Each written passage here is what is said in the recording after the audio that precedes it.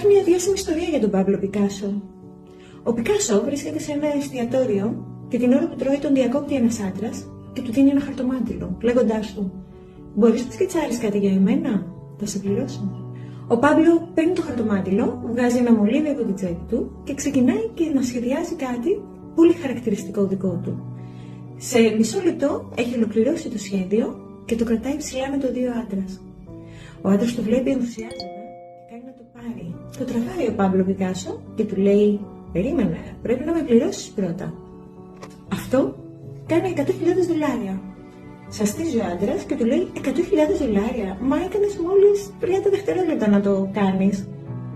Ο Πικάσο παίρνει το χαρτομάτιλο, το διπλώνει και το βάζει στην τσέπη του.